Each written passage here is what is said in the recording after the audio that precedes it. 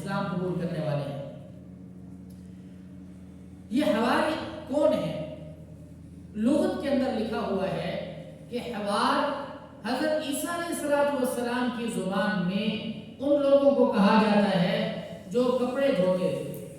یعنی جب حضرت عیسیٰ علیہ السلام نے دین کی دعوت شروع کی تو امیر عمرا نے بات کو نہیں مانا۔ جو غریب لوگ ہوتے ہیں وہ دل کے بڑے نرم اور صاف ہوتے ہیں، تو انہوں نے حضرت عیسیٰ علیہ السلام کی بات کو مانا۔ حضرت مولانا ادریس قادری صاحب رحمۃ اللہ علیہ نے اپنی تفسیر کے اندر لکھا ہے کہ حضرت عیسیٰ علیہ السلام نے اپنے زمانے کے لوگوں کو جو دھوبی تھے، کپڑے دھوتے تھے لوگوں کے، ان کے پاس گئے اور ان سے جا کر کہا کہ تم کیا کپڑے دھو رہے ہو، آؤ میں تمہیں دل دھونے کا طریقہ سکھاؤں۔ تو وہ لوگ حضرت عیسیٰ علیہ السلام کے ساتھ ہو گئے اور پھر حضرت عیسیٰ علیہ السلام کی انہوں نے تعریف بھی کی۔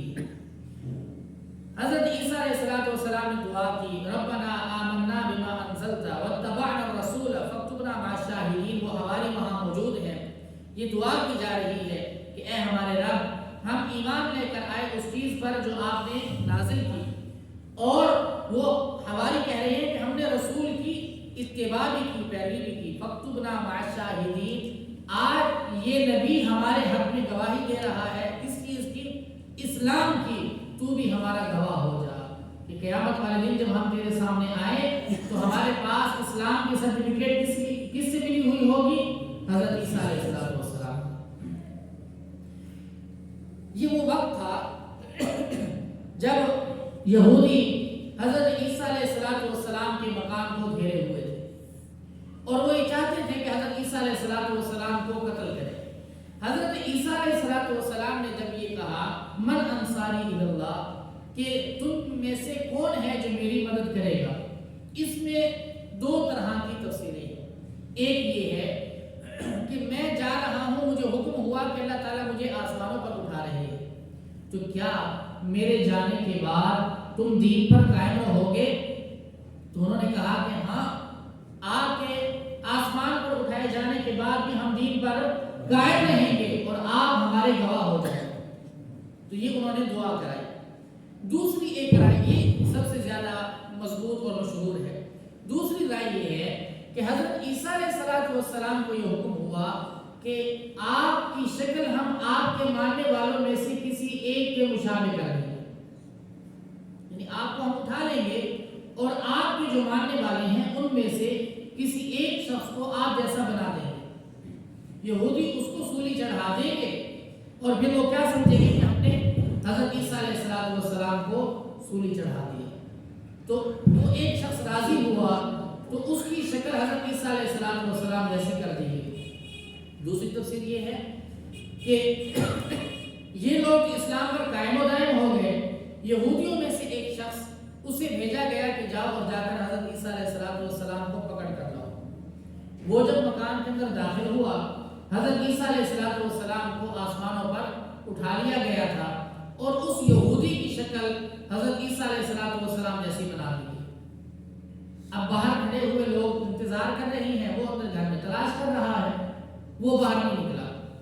یہ لوگ گئے تو وہ کہنے لگا کہ یار مجھے تو عیسیٰ علیہ السلام کہیں نظر نہیں آ رہے۔ تو لوگ کہنے لگے کہ تمہیں کیسے نظر آئیں گے، تم ہی تو عیسیٰ ہو۔ اب وہ کہتا ہے کہ نہیں بھائی میں عیسیٰ نہیں ہوں۔ یہ اس کو پکڑ کر لائے اور اپنوں ہی میں سے اس شخص کو سولی چڑھا دیا اور کیا کہنے لگے کہ ہم نے حضرت عیسیٰ علیہ السلام کو سولی چڑھا دیا۔ وَمَكَرُوا وَمَكَرَ اللَّهُ، یہ انہوں نے ایک تدبیر اختیار کی ہے۔ وَاللَّهُ خَيْرُ الْمَاكِرِينَ، اور اللہ تعالیٰ بہترین تدبیر اختیار کرنے والا ہے۔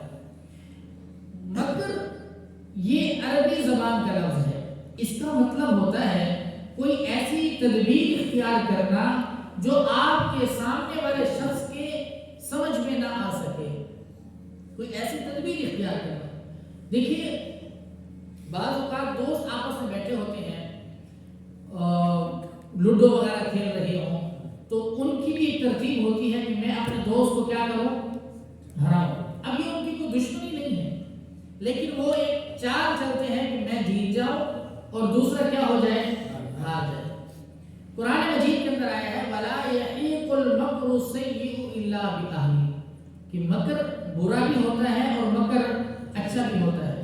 مطلقاً مکر کا معنی ہے تدبیر، کوئی رائے قائم کرنا، کوئی ایسا ترتیب بنانا کہ جس کے ذریعے سے فریق مخالف کو کیا کیا جائے، ہرایا جا سکے۔ کوئی ایسی تدبیر اختیار کرنا جس سے فریق مخالف کو ہرانا مقصود ہو، تو اس کو عربی میں کیا کہتے ہیں، مکر کہتے ہیں۔ تو اللہ تعالیٰ فرما رہے ہیں وَمَكَرُوا، انہوں نے ایک تدبیر چلی۔ کیا مقصد تھا ان کا، کہ ہم حضرت عیسیٰ علیہ السلام کو قتل کریں گے۔ وَمَكَرَ اللَّهُ، ایک تدبیر اللہ نے بھی چلی کہ تم قتل کرنا چاہتے ہو اور اللہ ان کو بچانا چاہتے ہیں، تو اللہ تعالیٰ بچانے میں ان سے آگے ہیں۔ اِذْ قَالَ اللَّهُ يَا عِيسَىٰ، اور جب کہا اللہ تعالیٰ نے کہ اے عیسیٰ اِنِّي مُتَوَفِّيكَ وَرَافِعُكَ إِلَيَّ، کہ میں تجھے اپنے پاس اٹھاؤں گا، وَمُطَهِّرُكَ، اور تجھے پاک کر دوں گا، مِنَ الَّذِينَ كَفَرُوا، ان چیزوں سے، ان لوگوں سے جنہوں نے کفر کیا، وَجَاعِلُ الَّذِينَ اتَّبَعُوكَ فَوْقَ الَّذِينَ كَفَرُوا إِلَىٰ يَوْمِ الْقِيَامَةِ، اور جنہوں نے تیری پیروی کی ہے انہیں میں غالب رکھوں گا ان لوگوں کے مقابلے میں جنہوں نے کیا کیا ہے، کفر اختیار کیا ہے قیامت تک۔ ثُمَّ إِلَيَّ مَرْجِعُكُمْ، پھر تمہارا لوٹنا میری ہی طرف ہے، فَأَحْكُمُ بَيْنَكُمْ فِي مَا كُنتُمْ فِيهِ تَخْتَلِفُونَ، تو میں تمہارے درمیان فیصلہ کروں گا ان باتوں میں جس میں تم کیا کرتے ہو، اختلاف رکھتے ہو۔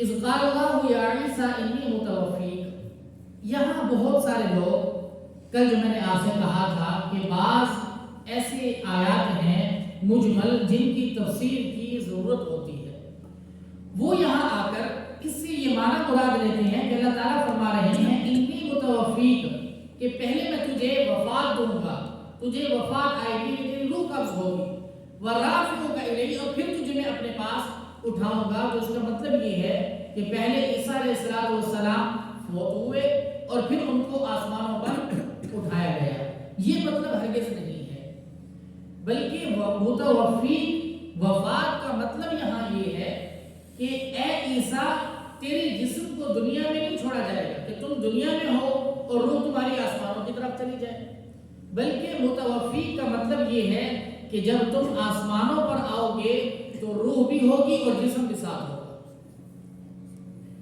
توفا کا مطلب عربی زبان میں ہوتا ہے کسی کو پورا پورا ادا کرنا، یعنی آپ کو آسمانوں پر اٹھانے کی دو کیفیتیں ہو سکتی ہیں، ایک یہ کہ جسم زمین پر رہے اور روح کہاں ہو، آسمانوں میں چلی جائے، یہ بھی صورت ہو سکتی ہے، لیکن ایسا نہیں ہوگا۔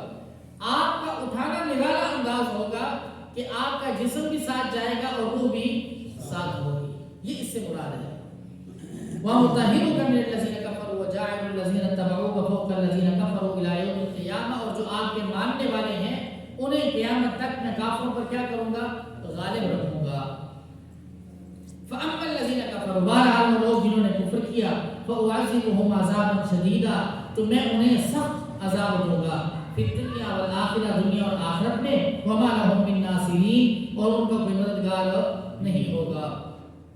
وَأَمَّا الَّذِينَ آمَنُوا وَعَمِلُوا الصَّالِحَاتِ فَيُوَفِّيهِمْ أُجُورَهُمْ، بہرحال وہ لوگ جو ایمان لائے، نیک اعمال کیے، اللہ تعالیٰ فرماتے ہیں کہ ان کو ان کا بدلہ پورا پورا دیا جائے گا۔ وَاللَّهُ لَا يُحِبُّ الظَّالِمِينَ، اللہ تعالیٰ ظلم کرنے والوں کو پسند نہیں فرماتا۔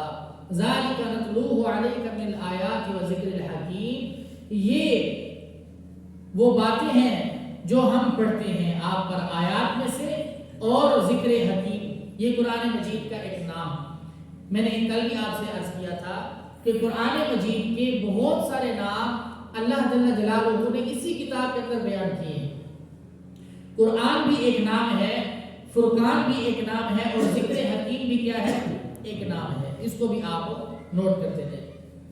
اِنَّ مَثَلَ عِیسَىٰ عِندَ اللَّهِ کَمَثَلِ آدَمَ، اب وہ جو نجران کے لوگ آئے ہوئے تھے وہ کہنے لگے کہ حضرت عیسیٰ علیہ السلام کی ولادت تو بڑے ایک عجیب انداز سے نہیں ہوئی۔ ان کا سوال ہے حضور صلی اللہ علیہ وآلہ وسلم سے، کیا کہ وہ بن باپ کے پیدا ہوئے، ان کے والد نہیں تھے؟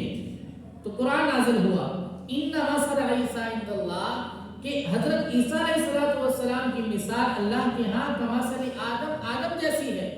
اگر عیسیٰ علیہ السلام بن باپ کے پیدا ہوئے ہیں تو حضرت آدم علیہ السلام بن ماں باپ کے پیدا ہوئے.